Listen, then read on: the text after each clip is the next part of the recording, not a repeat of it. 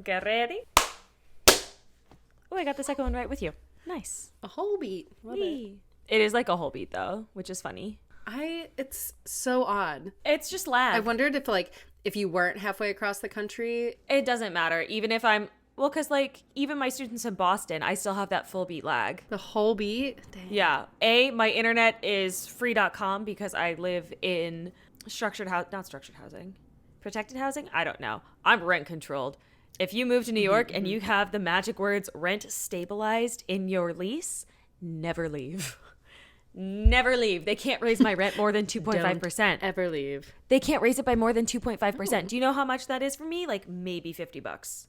Wow. Do you know how much other people have gotten their rent jacked up? Over 1,000. Wow. Rent stabilized. No. I don't know how I lucked into this place. I've got a full fucking wall of brick. Big space. For the people at home. My neighbors threw me a barbecue when I moved in. Oh, that's nice. Very Midwest. I know. I thought I moved to New York, not the suburbs. Granted, right? I'm also in the Heights, so it's kind of the suburbs. Just with taller buildings. Just with taller buildings. Hi, my name is Ellen. And my name's Alyssa, and welcome to the Modern Singer podcast. Welcome. How are you? I'm okay. We've been talking for like 20, 30 minutes before we even hit record. I was trying to think. I was like, what have I not updated you on? I'm good. We're recording this on the 1st of May. I can't believe we're already Happy May in Day. May. Happy May Day. Oh my gosh, you're right. That's something fun to celebrate. I have the entire next week off, and I could not tell you. I can't tell you how much I'm looking forward to it. I have worked way too much in the recent past, and I'm tired, and I'm ready to sleep in and catch up on life. Probably won't take too much time off, but catch up on life, catch up on other things. I have imposed an 8 p.m. work bedtime for you, just so you know. If I ever see you working past 8 p.m. Arizona time, I'm gonna yell at you for the next week. I'm gonna adhere to it. Hold your friends accountable. I know. You know, what would I do without you? Cry. I would definitely cry a lot. There would be there'd be a lot of tears. Yes. A lot of sad tears. How are you? What are you doing? Well, I quit my job. Yes. I love this news. So my agent has me going up for a lot of new fun things, which is exciting. I'm still waiting on actually booking auditions. I'm also currently very distracted by the fact that, do you see this muscle happening right here? Yeah, it does look real nice. Oh, I'm so strong. That was amazing. So anyways, my agent has me going up for a lot of fun things, and to do that, I didn't have time to be managing an entire yoga studio. Not only that, I wasn't making enough money to live in New York. So I am taking a step back from managing. I'm stepping back into just teaching. I'm taking the next week to finish up some personal stuff. I'm going to 4 different doctor's appointments finally. You got to get them in. And, I know. That's what I do too. I crazy. squeeze them all in. I had one today. I've got one tomorrow, and then I've got another one on Friday. And I've got an audition that I have to record. It's just bonkers, bananas crazy. And heck yeah.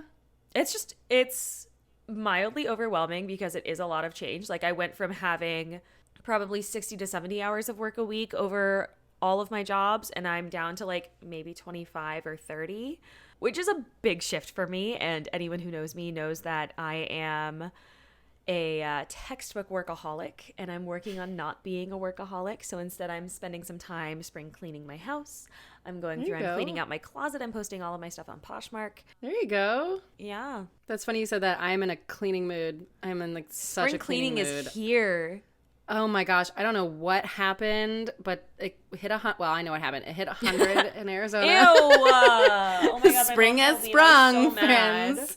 Spring has sprung. So just spring in Arizona lasts 2 days, and then it's just summer for 6 months. Oh my gosh, I know, but it's spring because everything is in bloom, and everything went. And do you know what? Do you know what I realized about why? And by what I realized, I mean what TikTok told me, and it is true. I looked it up. It's everything is in bloom because all of the trees and plants in bigger cities are male.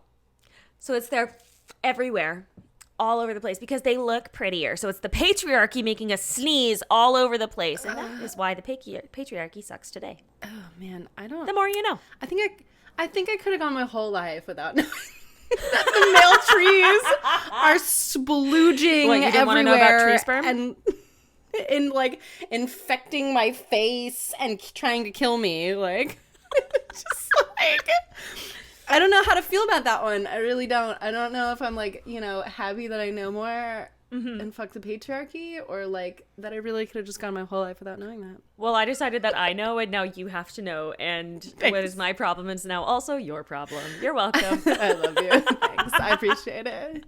Now every time I look at anything blooming, I'm just gonna be like, fucking asshole. Fuck the patriarchy. Oh my god. Well, what are we talking about today? We are going to be talking about toxic positivity. So this is something that I'm super passionate about personally, because I've had it forced upon me so many times, in not just in contracts and in shows that I'm doing, but having it forced upon me just like as a female in society, having Yes. the idea that unless you are happy, you are incorrect. So it's because being happy-go-lucky and cheerful is wonderful, but like it can be taken way too far. Yeah, I completely agree. It's especially in our industry where jobs are hard to come by. You should kinda just live be show to happy that you're getting show. booked. Exactly. This is exactly Why where I should was I be going. happy that I'm doing my own job that I trained for 22 years?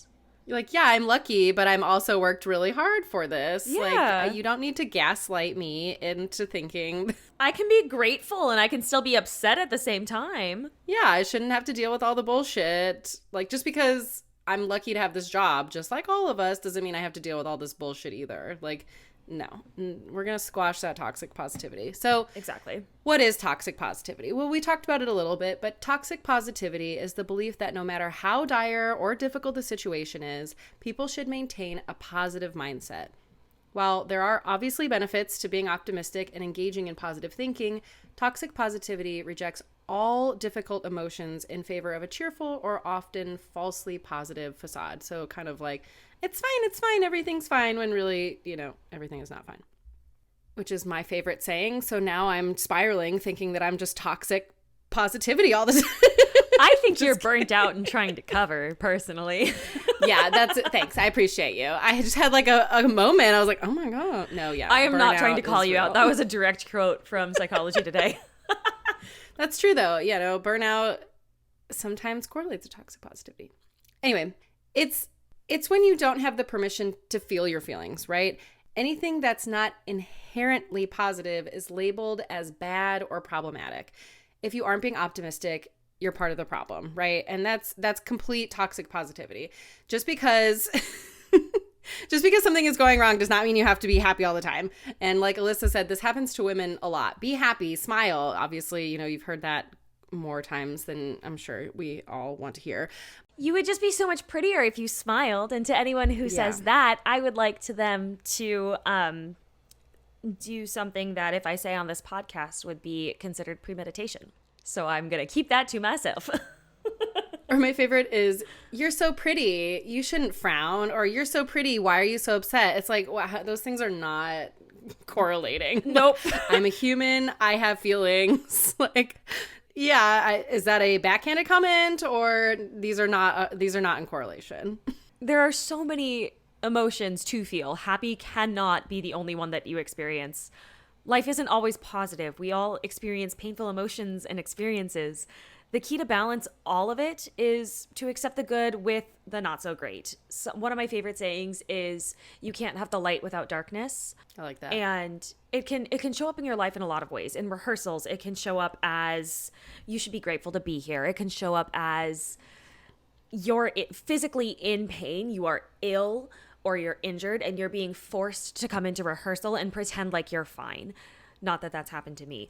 And then it can show up in your personal and professional relationships in different ways as well. It can show up as a parent who may not be in the music industry and is just happy that you got a job that pays you, even if it's not a music job. It can be in a relationship with a colleague who is maybe they're playing your co-star and they're wonderful as a human, but as a co-star, they're always only positive feelings in rehearsal, even if something goes wrong.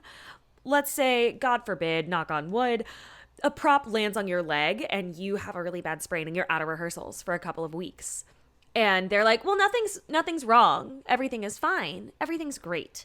No, obviously no. That is a physical injury. And a lot of times having physical injuries is, especially in our society, it's seen as a little bit more of like a quote unquote real injury or a real problem.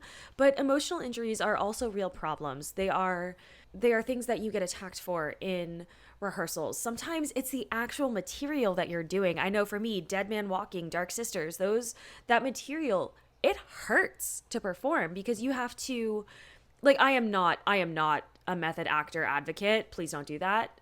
Don't do that. Just like, or Sweeney Todd, honestly, too, is another dark one. But it's these things where you have to go in and you have to look at the experiences that these people had, and you have to help convey that to an audience.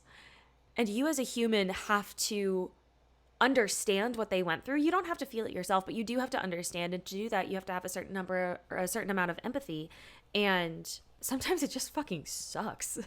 Like doing Joanna, I was going through a gnarly breakup and it was absolutely catastrophic, but my acting, immaculate. Chef's kiss. Because she was broken. Like, there are so many emotions that we have to portray on stage. Like, if we were only playing happy emotions, we would only ever be doing showgirls, like tap dances with the big fans all and the White happy Christmas. things. Yeah. The end. Mm-hmm. Yep. All the happy scripts and stuff, right?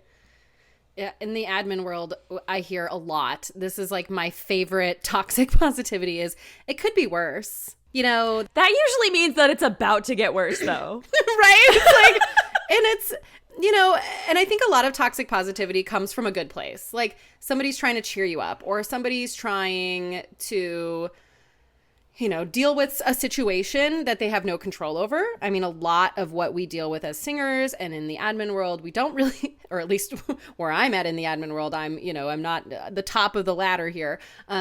I don't really have a lot of, we don't have a lot of control over some of these situations that we have. And a lot of people, I think, try to use toxic positivity as it's a self-defense mechanism.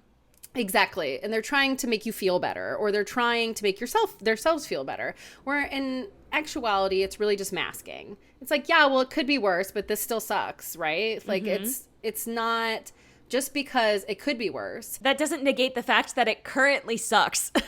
Yep. It doesn't negate the fact that what's happening right now also sucks and maybe shouldn't be happening, or I shouldn't have to feel this way, or, or maybe I'm just being a big old baby, which happens sometimes, and I just need to feel the feelings for 5 whole minutes or 10 minutes or a half a day, and then we can go back to our positive, mindset. Like, negating the feelings, whether they be yours or, the company, whatever that is really just going to cause more problems down the road for yourself, for the other people. Feel your feelings. Don't let the toxic positivity mask what's actually happening. I feel like it's because we have such like a connection to this one. This is why I wanted to talk about this, by the way. It's deep inside. I feel this deep inside my soul. Like, it's not that deep. It's at the surface, babe. We've pulled it up. It has bubbled at the surface now. I feel it bubbled and congealed in at every the top. orifice. I know. It's bubbling over now. You can feel it. But it's, it's something that like I said before, people do it. I think people do it to try to make you feel better. But then also, I think it's really a skill to try to try to figure out what the toxic positivity is, like what people are doing to cover up these real feelings, and then talk about it head on, right? Yeah, taking the avoidance out of the equation. Exactly. Maybe it's like, okay, I know that was well intended, but this did make me feel bad, and I'm gonna feel my feelings, and or whatever it may be. So always come into it with good intentions. Like maybe your mom didn't mean to be extremely have toxic positivity, but don't let them gaslight you into thinking, whether they mean it or not, don't let that person gaslight you into not letting you feel your own feelings, because it really does cause a lot of problems down the road for yourself, for other people. It makes things very confusing, and it's not good for your anything growth. Yeah, like it's your not good mental for your health. anything. Yeah, it's not good for anything. There's a lot of reasons why toxic positivity is so harmful. We're going to talk about a couple. The first one, it's shaming. It tells people that the emotions they're feeling are unacceptable and unwanted. When someone is suffering, they need to know that their emotions are valid and that they can find relief and love in their friends and family, not that they make other people uncomfortable by having their own life experiences. It also causes guilt. It sends a message that if you aren't finding a way to feel positive, even in the face of tragedy or hardship, you are doing something inherently wrong. You're not. Let's say you book an audition your friend didn't. Would you tell them that if they aren't happy for you, then they're an awful friend? Is it wrong to be sad when you don't book, but you're still proud of what you presented? It avoids authentic human emotion, like we were talking about. Toxic positivity mainly function as an avoidance mechanism. When people engage in this type of behavior, it allows them to sidestep emotional situations that make them feel uncomfortable. Sometimes we turn these same ideas on ourselves, internalizing them. When we feel difficult emotions, we then discount, dismiss, and deny them. Lastly, it prevents growth. Toxic positivity allows us to avoid all of these feelings that might be painful, but this denies us the ability to face challenging feelings that can ultimately lead to growth and a deeper insight, both as people and as the complex characters that we portray. Yeah, it's interesting.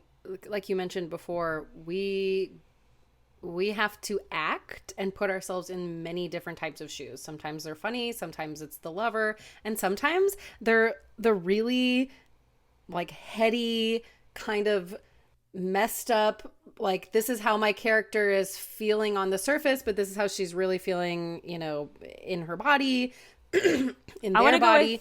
I just want to go with like Iago versus like Hamlet. Like those those characters, and I don't even think that's the same show.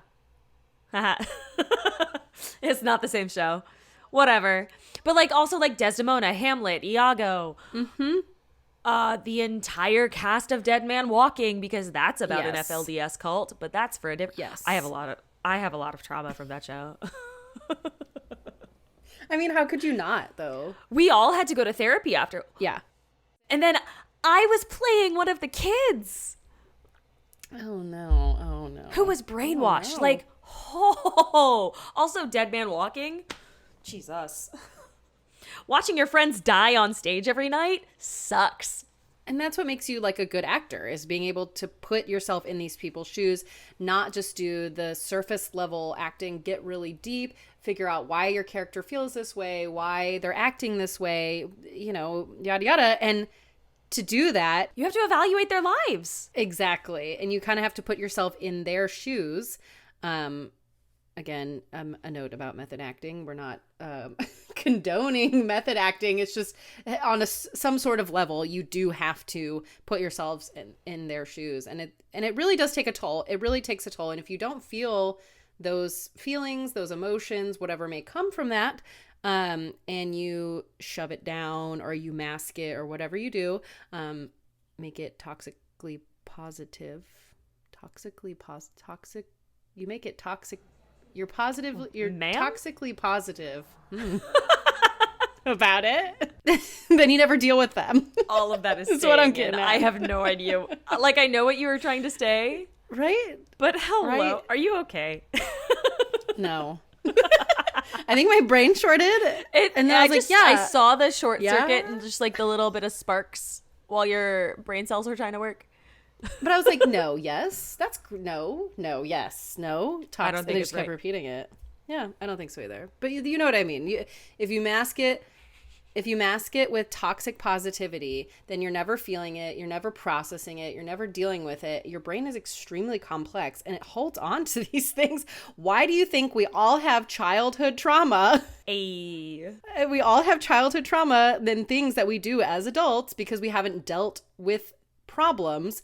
Don't do it to yourself when you're an adult. Don't mask it. Deal with it, whatever it may be. And, and then you can be positive about things later. We don't need to be positive about the negative things all the time, Exactly. So, talking about complex brains, how do you avoid toxic positivity in your own brain? Develop an attitude that it's okay to not be okay. And I'm going to repeat that because this is an extremely important part. Develop an attitude that it is okay to not always be okay. Instead of having a viewpoint that it's wrong to have negative feelings, accept that it isn't realistic to be okay all the time. It's not realistic. We're all human beings. We deal with lots of things every day. And there's going to be days where you're just going to not be okay. Remind yourself that if someone doesn't feel okay, including yourself, don't take yourself out of this equation, that it's perfectly acceptable. Manage your negative emotions, but don't deny them. Negative emotions can cause stress when unchecked, but they can also provide important information that can lead to beneficial changes in your life. It's okay to be hurt by a generic PFO after working a full season with a company, but would you let that redefine your entire lovely season that you just had with them? Should it redefine who you are as a professional? After you sit with those feelings for a while, ask yourself, how can you utilize this energy to grow into your next highest self? Focus on listening to others and showing support. When someone expresses a difficult emotion, don't shut them down with toxic positivity. Instead, let them know that what they're feeling is absolutely normal and that you're there to listen. This may look like talking with your partner or friend about hard things, and instead of immediately offering a solution or changes they can make, just sitting there and saying that you hear them and that you get it. This is huge because I have friends that are like the solvers, the problem solvers, and I too am one of those people like, yeah, you come to me for help. I want to help you because I love you, right? Yeah, and I don't want you to feel the bad emotions. I want to take that away if I can. Yeah, and if I can solve your problem or like make your life easier, like, oh my God, I want to do that. But sometimes people don't want a solution. Sometimes they're just in their feelings and they just want to feel these feels and have somebody listen to them. And I'm going to put this here because I have been on both sides of this. That also doesn't mean when you're the person that needs to listen to the other person, that doesn't mean you have to validate them either. That doesn't mean you have to sit there and if it's about another coworker or a friend or whatever, bash that other person or anything like that. It just means listening to them. That just means being there for them when they need you, holding their hand, sitting there, asking what else you can get them. Oh, can I get you a glass of water? Anything like that. You don't have to agree. You don't have to validate them. You don't have to trash talk if it's, about another person. Just sit there and listen. Another thing that I found very helpful in these types of situations is asking that person, after they vented or after they got their emotion out, ask them, oh, I have some ideas. Like, would you like to chat about them or maybe leave them for another day or not at all? Because then that gives that other person who's in their emotions to say, yeah, actually, the choice. Exactly. The choice. Actually, I really want a solution that would be helpful. Or, not right now. I can't handle that right now. Or, maybe another day or maybe they don't want your opinion at all and they'll say, no, thanks, but no thanks. But it kind of lets you be the friend that listens, but then also lets you be the friend that helps them if they want it, and it gives that other person a chance. Yeah, something I activated. Oh my God, I sound corporate.